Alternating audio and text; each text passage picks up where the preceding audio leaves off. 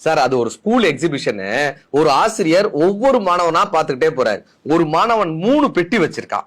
முதல் பெட்டியில இதில் இருக்கக்கூடிய உயிரினத்திற்கு பல்லில் விஷம்னு எழுதியிருந்தது. திறந்து பார்த்தாரு, உள்ளார ஒரு பாம்பினுடைய படம் இருந்துச்சு. 2வது பெட்டி அதுக்கு மேல இருந்தது, இதில் இருக்கக்கூடிய உயிரினத்திற்கு கொடுக்கில் விஷம்னு எழுதியிருந்தது. திறந்து பார்த்தாரு, உள்ளார தேளினுடைய படம் இருந்தது. 3வதா ஒரு பெட்டி, அதுல இதில் இருக்கக்கூடிய உயிரினத்திற்கு உடம்பு முழுவதும் விஷம்னு எழுதியிருந்தது. இவர் உடனே சொன்னாரு, இதுக்குள்ள என்ன இருக்குன்னு எனக்கு தெரியுமே தெரியுமே, இதுல மனுஷனுடைய போட்டோ தானே இருக்கு, மனுஷன் படம் தானே வச்சிருக்காரு. சார் திறந்து பாருங்க சார், தெரியும் சார், திறந்து பாருங்க சார்.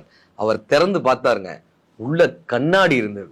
இவருடைய முகமே அதுல பிரதிபலிச்சது. மிரண்டு போனாரு, அதிர்ந்து போனாரு. ஆம், அவருடைய மனசாட்சி எழுந்து நின்றது.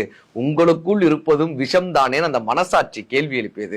அடுத்தவரிடம் இருக்கக்கூடிய விஷமெல்லாம் நமக்கு தெரிகிறது, நமக்குள் என்ன விஷம் இருக்கிறதுன்னு நமக்கு தெரியவே இல்லையே. அடுத்தவர்களை நாம் குறை சொல்கிறோம், நமக்குள் என்ன குறை இருக்கிறது நமக்கு தெரியவே இல்லையே.